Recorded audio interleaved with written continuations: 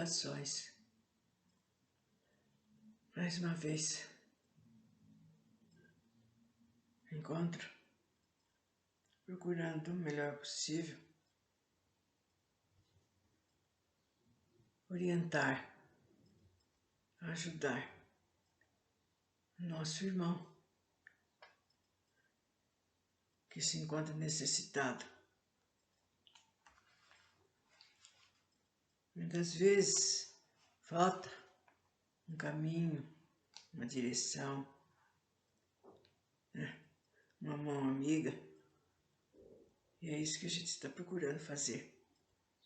Estávamos falando, ou temos falado, sobre a mediunidade, os problemas e, sobretudo, os médiuns que precisam e necessitam de ter muita orientação. Estava sendo dito a respeito da identidade dos espíritos.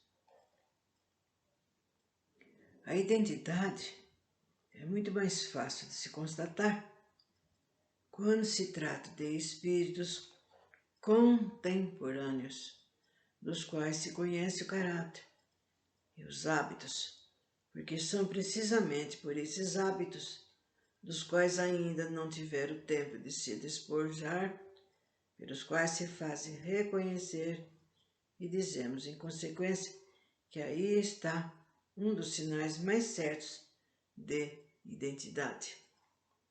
O espírito pode, sem dúvida, dar provas sobre o pedido que se lhe faz, mas não faz sempre, senão o que lhe convém.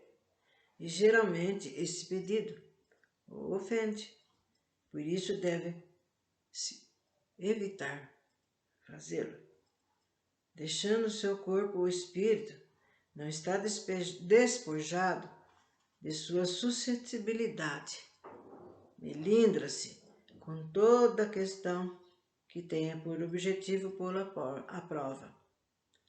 Perguntas há que ninguém ousaria fazer-lhe se ele se apresentasse vivo, pelo receio de faltar às convenções.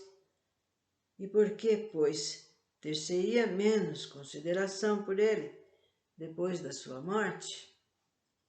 Que um homem se apresente em um salão, declinando seu nome, irá alguém pedir-lhe a queima-roupa para provar que é ele mesmo exibindo seus títulos, sob o pretexto de que há impostores? Esse homem seguramente teria o direito de lembrar ao interrogante as regras de civilidade. É o que fazem os espíritos, não respondendo ou se retirando. Tomemos um exemplo por comparação. Suponhamos que o astrônomo Arago, quando vivo, se fizesse presente em sua casa, onde sua pessoa não fosse conhecida, e se o apostrofasse assim: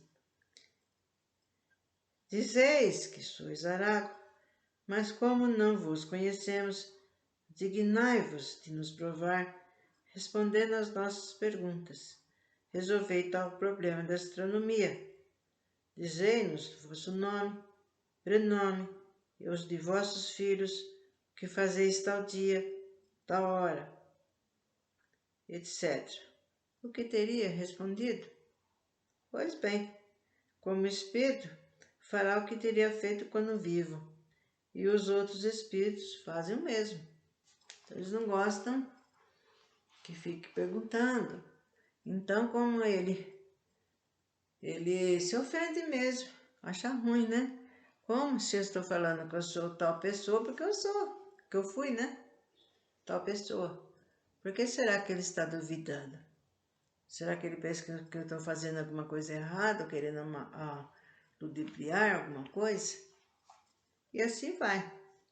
Enquanto os espíritos se recusam a responder às perguntas pueris e impenitentes, que se teria escrúpulo em dirigi-las quando vivos, frequentemente eles mesmos espontaneamente dão provas irrecusáveis de sua identidade, pelo seu caráter que se revela pela sua linguagem, pelo emprego de palavras que lhe eram familiares, pela citação de certos fatos, de particularidades de sua vida, algumas vezes desconhecidas dos assistentes, e cuja exatidão se pôde verificar.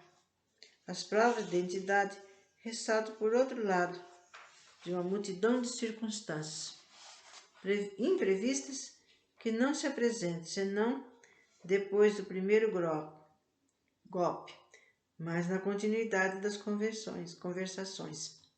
Convém, pois, esperá-las sem provocá-las, observando com atenção todas as que podem decorrer da natureza das comunicações.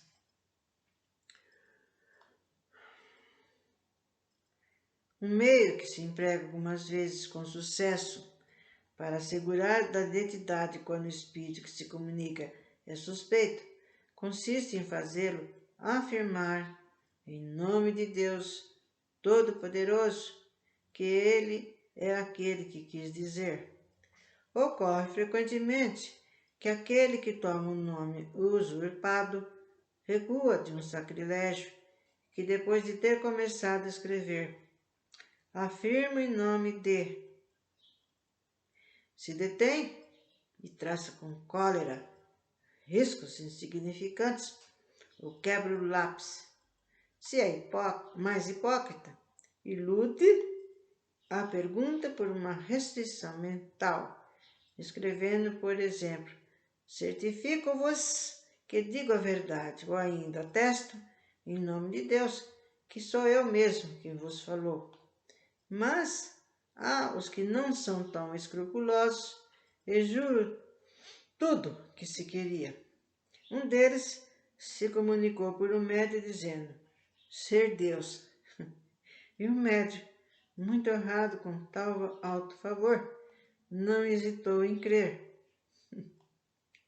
Evocados por nós, não ousa sustentar sua impostura e diz: não sou Deus, mas sou seu filho. Sois, pois, Jesus. Isso não é provável, porque Jesus está tão altamente colocado para empregar um subterfúgio.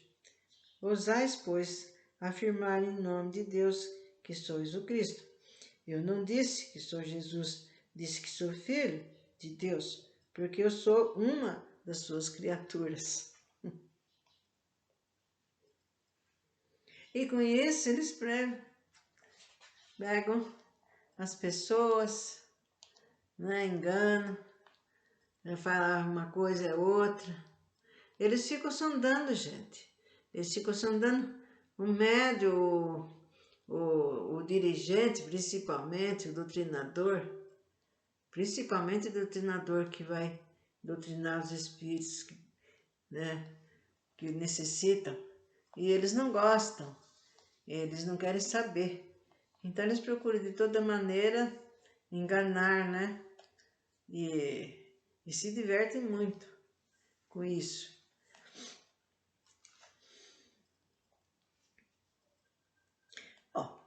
Deve-se então concluir daí que a recusa da parte do espírito de afirmar a sua identidade em nome de Deus é sempre uma prova manifesta de que o nome que tomou é uma impostura, mas que a afirmação é apenas uma presunção e não uma prova certa. Pode-se também colocar entre as provas de identidade a semelhança da escrita e da assinatura, mas além do que não é dado a todos os médiuns obterem esse resultado. Ele não é sempre uma garantia suficiente. Há falsários no mundo dos espíritos como neste. Isto é, pois, apenas uma presunção de identidade que não adquire valor senão pelas circunstâncias que a acompanham. Ocorre o mesmo com todos os sinais materiais que alguns dão como talismãs inimitáveis para os espíritos mentirosos. Para aqueles que ousam perjurar em nome de Deus ou falsificar uma assinatura, um sinal material qualquer não pode lhes oferecer um obstáculo maior. A melhor de todas as provas de identidade está na linguagem e nas circunstâncias fortuitas.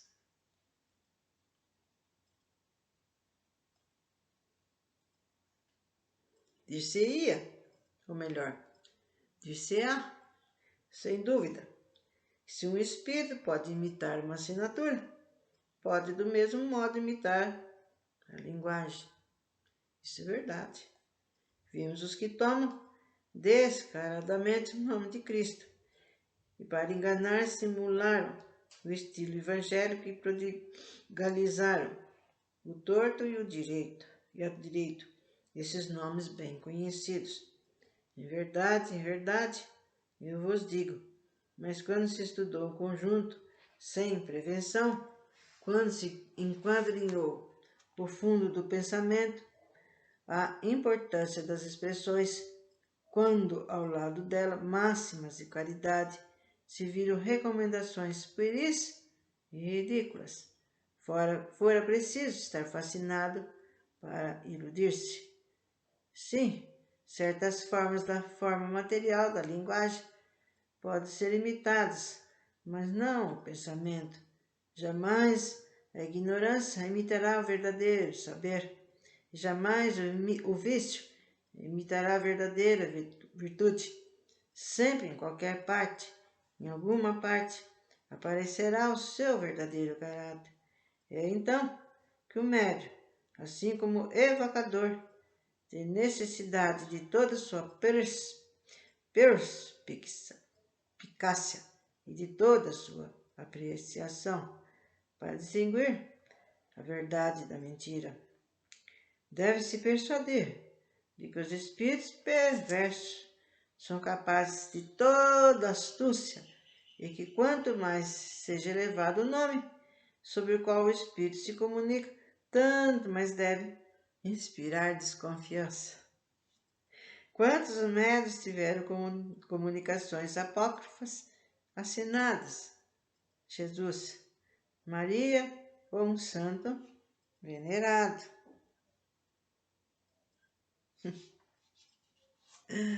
De que maneira estão tão elevados? Tão elevados.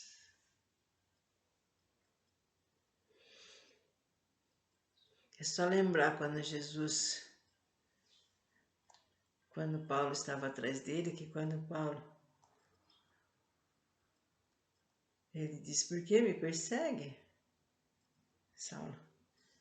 E ele, quando divisou lá em Damasco, na mesma hora, só de ver aquela grandeza de espírito, ele ficou cego, gente. Não aguentou aquela luz grandiosa. Agora, como é que um espírito elevadíssimo vai dizer no nosso meio de tanta perdição, de tanto mau caráter, de tanta maldade? Não é para o dirigente acreditar, nem ninguém. Lógico. E por aí vai. Vocês estão vendo como é que falta? Com a necessidade de estudo, de orientação, para que as coisas ocorram da melhor maneira possível. Todo amparo, e também no centro, ou em qualquer outra doutrina, geralmente são colocados os espíritos, muitos deles ficam rodeando, às vezes diz que até quarteirões, gente, a fim de evitar assédio, ou evitar que espíritos batedores, esses espíritos que querem atrapalhar, fazem barulho, gritam, fazem de tudo para atrapalhar aqueles trabalhos. Então, tem sempre essa proteção, né? E esses que vão se comunicar, né? Esperam que chegando lá ele fala, olha, eu sou Napoleão Bonaparte, ou então sou a rainha da Pérsia, da onde, né? E daí? Mesmo que fosse, então ele veio para dar alguma noção boa ou fazer alguma coisa. Mas eles fazem com a simples vontade de dar risada, de atrapalhar mesmo, né? De fazer com que eles fiquem com dúvidas a respeito das coisas, né? E isso ocorre em todos os lugares onde a gente quer produzir coisas boas e ajudar. Portanto, vocês estão vendo que quanto mais a gente procurar ler e estudar, é um passo a mais que a gente está dando. Isso não são só vocês, nós também, todos nós, né? Porque a gente tendo conhecimento, a gente vai atuar da melhor maneira possível a esse respeito. Então, até noutra ocasião.